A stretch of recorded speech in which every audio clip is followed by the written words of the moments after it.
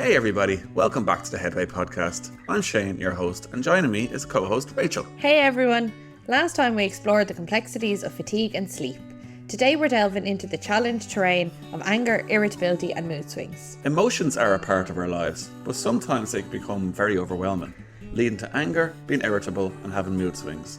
Today we're joined by individuals who have navigated through these intense emotions, and they're here to share their stories and insights with you. Hello, I'm Stephen, here with Headway to do the podcast, to share my experience and hopefully learn also at the same time. Hi, I'm Hazel. I've been coming to Headway on and off for 5 years following an extradural hematoma. Yeah, I'm here for the same reason, just to speak about my own experiences and things that I've learned, and also to pick up on new tips to get on with recovering from the head injury. Hi, my name's Aaron. I'm in Headway just to kind of learn about myself and others' experiences, kind of formulate my own, not opinion, but to get some coping strategy. And that's that really. Our guests today have diverse experiences with managing anger, irritability and mood swings. Let's dive into their journeys and gather valuable insights. Now we have Hazel with her topic, understanding anger, irritability and mood swings. It was an interesting one when I got the subtopic to speak about, because I think I probably experience it differently than quite a few people, but then I suppose it's the same as many others. I'm aware that anger is a healthy emotion, but I have issues with it myself in terms of accepting it and how to process it really. And I think probably for me, it's more about self-anger. I have anger in relation to social justice issues or in relation to the head injury in total, but I would be hugely critical of myself and get very angry. And particularly, it would have been a trait of mine anyway, prior to the brain injury. But I think particularly since then, my tolerance level has gone down and I wouldn't be an intolerant person. So I do struggle with that and with I suppose spotting the triggers for it and also just the acceptance of it, that it is what it is. I, in general, would have a huge amount of empathy and compassion for people. So when, over the last couple of years, I find myself getting frustrated or just completely overwhelmed with certain people or certain comments, or sometimes just people get given out about stuff. And I think a lot of that has to do with the fact that there are so many challenges since the brain injury, but I suppose in general, people have so many challenges. And I've always kind of worked through life with that mind frame of everybody has their own stuff going on and just to be understanding and kind. So it is very difficult for me to accept it when I sit there and I just want people to stop talking or to stop moaning, despite the fact that they have the right to their own opinion. But I struggle with it, particularly when I have fatigue. So the intolerance and the irritability it's more the fact that they're new to me, I think. And I probably was too tolerant in the past, but I just find it really, really difficult, and it does turn to self-anger, really. And again, like I said, I know it's a healthy emotion once it's managed, but I just get so angry with myself for getting mood swings or for feeling intolerant. And I'm a little bit still at the stages of accepting certain elements of side effects related to the brain injury. And I have spoken about it before in terms of trying to put my best self forward, but also really doing my best to be the person that I was. And the acceptance that there are certain elements of that just aren't achievable is difficult, and it does lead to anger. But again, when it comes to my brain injury, because it was that I had just worn myself out and had allowed myself to become completely burnt out to the extent that I collapsed and took a massive bang to my head, I get angry with myself about that. There's all kind of things of like the sliding door moments about how this may not have happened if I had just done this and if I had just done that. And I struggle with that a lot because ultimately it comes back down to me just being really angry with myself. And then getting angry with myself for getting angry about it, because I know I'm very lucky in terms of my capacity since the brain injury, but also for the fact that I'm actually still alive. So for me, anger presents the biggest challenge in relation to angry with myself, but also the fact that I accept being angry towards myself. I accept it way too much. And it's as if sometimes external things that would create anger, I immediately get intolerant about, and then I'll get angry with myself. And then just in terms of, so I don't actually really know whether that is understanding anger other than how I experience it. And then in terms of the mood swings, again, a lot of them are abnormal for, I could say for me, but prior brain injury, they wouldn't be a thing. And that's actually not normal either. So I would imagine in a huge amount of ways, I was just avoiding it and seeing it as not acceptable. So sometimes they are quite internalised, and I could go from being in great form to just, a lot of the time it's kind of sensory overload, but also groups of people and again, kind of conversations that go on which I either can't relate to or I don't want to relate to, or sometimes it's, are they not aware of the fact that I'm sitting here? And I also want my life to be normal. So people giving out about their neighbour or about the fact that somebody arrives late to something, albeit maybe outside of their control, or just, you know, oh, they don't care or they have an opinion. And when I'm tired and when I'm overwhelmed and when I'm just having one of them days where I do wish that I had not allowed myself to get burnt out and get annoyed at myself. Yeah, I find it difficult to portray this person who doesn't have a brain injury because that's the person that I want to be, but then getting frustrated that people are completely ignoring it as well and making, I suppose, just really insensitive comments that they don't mean to make, and I know that, but it can flip my mood immediately. I could go from being great mood to completely shutting down and just removing myself in terms of like internally and kind of consciously nearly. I'll just remove myself altogether, which means I miss conversations. I miss the normality of certain things, and really above all then once I cop it, I tend to put on the mask again that everything's fine. And so the mood has like deteriorated quite significantly, but I'm still there with the smile on my face, mask on, and it's just exhausting. It's really, really exhausting. And even as I say that out loud now, I'm like, yeah, well, you did it though. You're the one who wears the mask. You put it on. So you can't really give out about the fact that if you have fatigue already, you know that. Why are you pretending? Why are you getting frustrated with people speaking like as if you're not there with your brain injury, having your challenges? Instead, you're letting it take over. So it's really the self-doubt and self-criticism for me when it comes to anger and mood swings and irritability or intolerance. A lot of it is more kind of, I feel like it's self-inflicted. I know from a rational point of view it's not. I do have a tendency to take it out on myself. And I just, in terms of, and I've spoken before about how COVID was just a difficult time for so many people for many reasons, be it illness or bereavements or job losses. But I did feel like I was hard done by, like people are with, and others with brain injuries as well, because it is hidden. And anyone that I know with brain injury anyway does tend to, at a point, have to start establishing their new norm. And all of a sudden you're just hearing continuously broadcast nationally and internationally about how we all just need to establish our new norm. And this is just the new norm. And I think probably that's the only time that I actually felt probably, well, kind of exceptionally angry. Now, I also was, though, I suppose, going over the whole, well, there's so many people in worse situations and blah, blah, blah. But it was very, very frustrating and I couldn't have helped. I just felt so lost, so incredibly lost that everyone apparently was finding their new norm. And I was like, well, I'd only started trying to dip my toes into what my new norm was. Like I said, it's probably the first time that I felt angry. I felt really, really angry. But I suppose it's also the time then that I made contact with Headway again, having not been engaging with them for a couple of years, because I knew something wasn't right. That if I was struggling so much so that I was angry, that I needed to do something about it. That there was more to it than just people, just more to it than people just saying, oh, we're all in the same boat. Because I was angry and I was getting annoyed by the fact that I was angry, but ultimately it was the first time that I felt exceptionally lost. And so, I don't know, they say something about anger is a lesson or something in disguise or something like that, in terms of it's meant to enlighten you in terms of what you're not okay with. And I suppose that for me was it. And I would have difficulties with boundaries.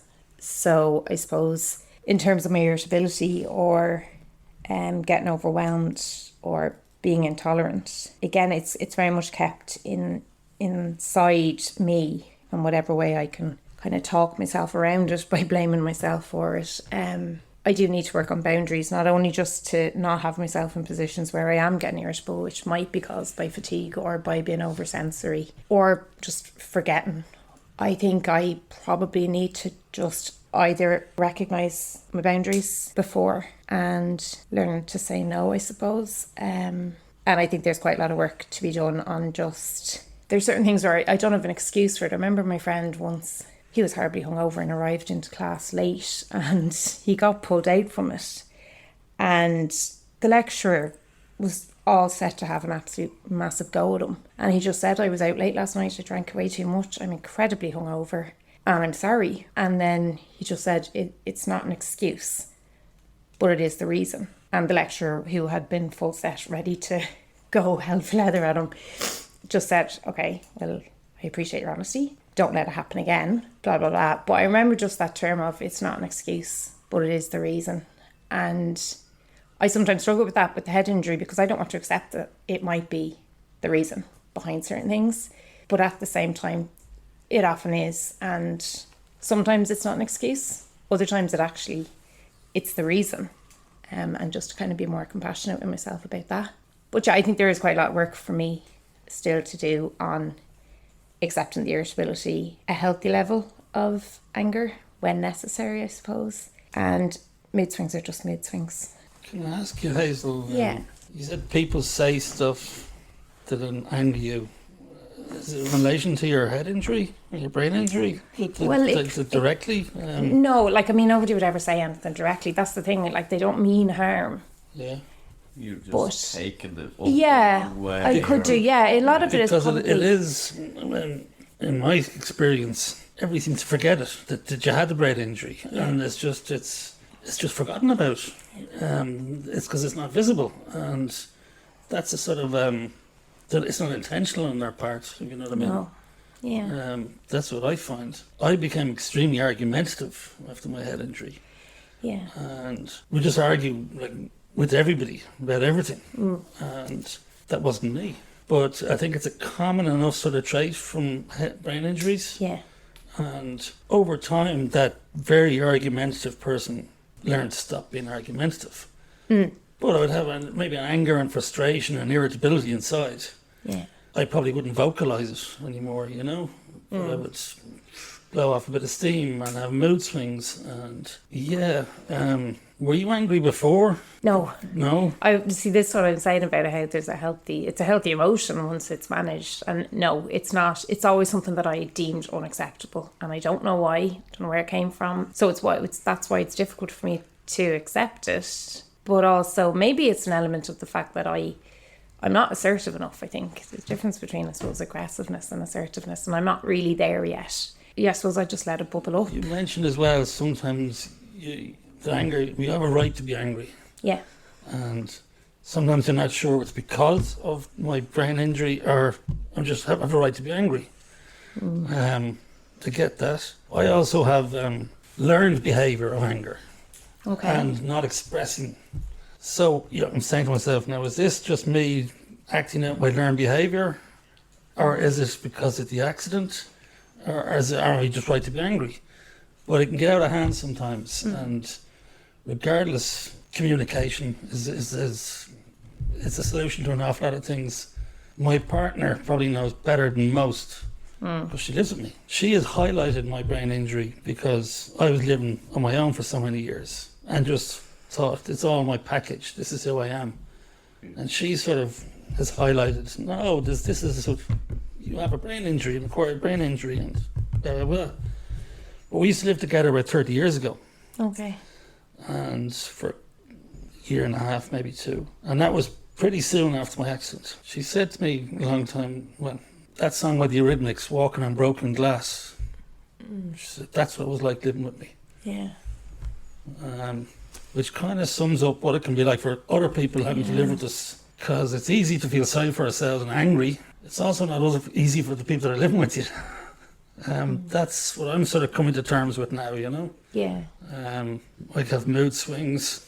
Again, I don't really communicate what's bothering me, but that's part of the way I was brought up. You just didn't talk about things like that. anger was the go-to emotion, which is the easiest one to pull out of the hat, I think, Yeah. and that was the learned behaviour. And it became very confusing with the head injury. Where is this coming from inside me, But it's just, I found it has got easier with time. Because it's quite a while ago it happened to me now. Yeah. I still don't know for sure, but I'm less angry and less argumentative. Well, I suppose I have mood swings. Now we have Aaron and his topic, coping strategies for managing intense emotions. Yeah, well, that's kind of what I'm in the Headway for, is to learn how to manage and cope with me brain injury in general. Just me anger, it comes out in so many ways. Irritability of it, I'm very irritable, especially towards me family or friends or anyone close to me. I seem to be very close to the edge all the time, 24/7. Sometimes I can be alright and people who are close to me know that I'm okay, but there's certain points, and I couldn't even tell you why I'm that irritable or why I get that angry at a specific moment. It's just, I think it's each to their own. In terms of brain injury wise, I think every brain injury is different, and everybody's coping strategies will be different. And like for me, it's I drink me tea all day, so I'll have a decaf at night, and I go out for a smoke, but smoking kills. So that's not a coping strategy, but it's how I use it anyway. I'll go out and have a decaf at night, relax, and just relax with me dogs. That's probably the best way I can put it, is just your family, friends, and, well, for me, me dogs. Me dogs at the top of that list. Easy as. So, yeah, but I'd say basically it's just my format for coping with it, with me anger. I haven't really found it yet, but it is to be surrounded by me family, friends, and me dogs. And that's kind of simple as that. I'm still trying to learn my way through, or learn what to do when my anger shows. And I think my mother kind of knows when I'm getting close to the edge and I'm about to blow. I had the brain injury fairly young. I was 22, I think anyway. I'm 26 now, so, and that was 3.5 years ago, so I'd say I'm right. Yeah, so I think it's each to their own with the coping strategies. Like I said in the intro, I don't know much myself. Everyone's gonna have their own coping strategies, but I suggest the people who you have close are the people that you need to go to and ask them for support in each and every way. So, yeah, that's really that. Well, I was about the same age, Aaron. I was about 21 when I had my head injury. Oh, were you? Yeah, I didn't know that. And they say your brain hasn't fully developed. You're about 25, I think. Yeah. So you're still developing and becoming who you were going to be. Yeah. But then you have this accident, and that's an added kind of difficulty. Yeah. Yeah, 100%. Yeah. Pets. I've always liked cats. Yeah. And find them great company, because you don't have to talk to them. And they don't talk back. But there's communicating going on. And they're a safe space, that kind of thing, And they don't discriminate either. I remember somebody saying that about cats. They don't discriminate. They're just rude to everyone. So it's a tough patch, it can be, But if drinking tea and smoking cigarettes, and being with the dogs keeps you sort of on a even keel, that's a good place to start, Yeah, it keeps me going, so that's Yeah, well, I'd 100% agree with you there. Yeah. And maybe my cat's telling me to stop smoking because 2 in the morning I'd be going out for a smoke and he'd be sitting on the stairs because I live downstairs, or my room's downstairs. I'd be walking by. He's a black cat, so I can't see him, and I get a scrape in the side of the face. I was walking around with scrapes on the right side of my face for a couple of months, so I think that tells me that I probably shouldn't be smoking, or the cat's just there. I won't say next one. You can get where I'm going with that, so yeah, so. And Aaron, can I ask, just in terms of, your main coping strategy is the cup of tea, and the dog's clearly not the cat. But, earlier on in the day, do you do anything to kind of just bring yourself? Well, to be honest, I've been, well, at the minute I'm looking to get back into education, which, like, I'm 26, only looking to go to college now. Well, I dropped out after a month, you know what I mean? So it's, during the day, I think it is the dogs as well, and bringing the dogs out. But I play PlayStation, I watch films, it's just little things like that, but they're not long-term solutions. I'm looking for a bit of part-time work or a course or something like that. I'm doing actually, it's funny enough, I've done a anger management course. It's a small course, but on Allison, for free. You can get them for free, and they could be just 2 or 3 hour videos that you have to watch hour each time, you know what I mean? So I can't say I have much coping strategies during the day other than the dogs, and just sticking to me routine and structure. That's the main thing, I think, is me routine and structure is the main thing to kind of cope with everything and keep everything going along. So yeah.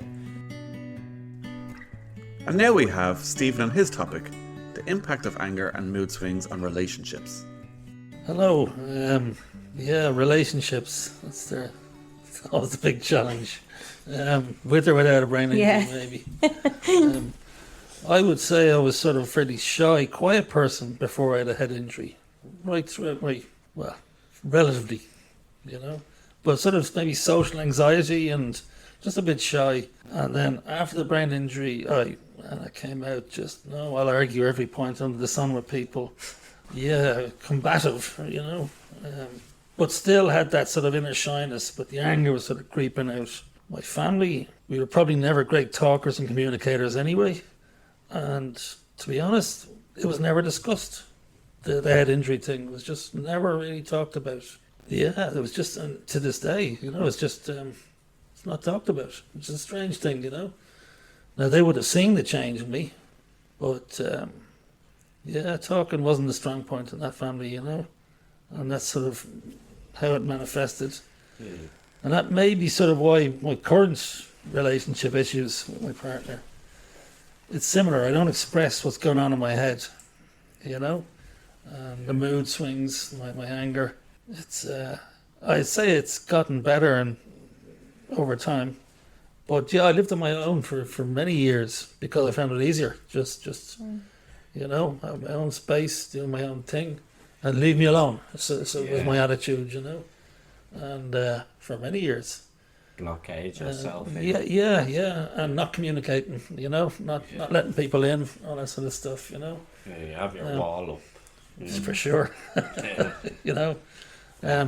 But you're sort of putting your head in the sand as well, be carrying on like that in a way, your lifestyle, and or mine was anyway. I still find it a bit difficult to talk about my inner self, my inner feelings and stuff like that. But the people that live with you, and they kind of see it. I have plenty of friends, I always have had, and they've sort of just accepted me for as I was, I had too many hiccups. Yeah, living with my current partner, it's she notices it. Sometimes I think she's having a cop out by saying, these mood swings are Because sometimes I think I'm right in this little argument that might be building up, and sometimes I am right. Yeah. And I get a little bit annoyed with stop putting that label on me, you know. But that's the roller coaster, yeah. You make it work. I suppose mood swings can be a normal enough thing, but you know, it becomes that kind of confusion over, is it a consequence or because of the accident? These irritabilities, would you be like that anyway? I find that thing hard to pin down, you know. I think we all do a bit of that, you know. It's just It's just confusing. It's like when you were saying about, it's kind of like that thing of, you're like, is this my cop out now? Is that, oh, well, that's because of this? And you're like, well, maybe it's not. Maybe I'm just irritable right now. Maybe I'm just tired, or whatever reason it might be. Maybe just like every other human being on the planet gets this way. Yeah. But it's confusing, I think. Yeah. I found it quite frightening initially, you know, the early stages of recovery, shall we call it, you know, after the accident. It was a bit scary, you know, because you really didn't know yourself or why you were behaving the way I was, you know. And that wasn't a great place, yeah. And nobody would talk to you about it with any, like, Headway is a perfect space for it because we're all sharing the common experience. Yeah. Whereas going to psychiatrists and stuff, that was just forget about it. It did not help at all, you know. I'd agree with you there, Yeah, communication. That's the my big buzzword for today. You know? As we conclude this discussion, let's hear a final thought from our guests. Well, without doubt, I've found talking to people who have shared a similar experience, they're the only people that really get it, apart from these two wonderful facilitators. And I find it extremely helpful because we get it, you know, the shared experience. We learn from each other and help each other. And anybody else listening, hopefully. That would be my advice for today. I'd agree with exactly what Stephen said, and especially let your family or the people close to you, know how you're feeling. As much as you may not understand some things, to let them know how you feel about things, because it can only help, you know. So yeah, that's all I'll say on that. It's just to let people know how you're feeling. Yeah, I'd agree with Stephen and Aaron. Sorry, I don't have any more pearls of wisdom, but I think probably that thing of just communication. Yeah, it really does kind of all come down to communication. Be that with other people who have a brain injury, who absolutely 100% will understand, but also with the immediate people, like you were saying, in your close circle. Just communicate challenges, and they do know you best. Like, they know the core of you will shine through beyond all of these kind of being irritable or intolerant or mood swing. And I suppose you just have to, it's like Stephen was saying, what other people think of you is none of your business. Just to keep that in mind as well. Yeah, so communication really, I think, and I'm saying that from the point of view of I'm walking away with this, with it forefront of my mind. I need to do that more. So thank you. And Hazel, I apologise because communication, I think, was yours, and that's how it just came in here and came out, you know what I mean? So, yeah, sorry, I forgot that. That's what you were going to talk about. So, yeah. Well, that's just very important. Communication. And as we wrap up today's episode on anger, irritability and mood swings, it really is an interesting conversation. What do you think, Rachel? Absolutely, Shane. A huge thank you to our guests for sharing their experiences and offering valuable insights into managing intense emotions. And a thank you to our listeners for tuning in. Your support means everything to us. If today's episode resonated with you, make sure to hit that subscribe button for more thought-provoking discussions. Connect with us on social media to share your thoughts, questions and experiences related to anger, irritability and mood swings. Join us next time as we delve into another important topic, the family guide to brain injury. Until then, take care, stay mindful of your emotions and keep moving forward with Headway.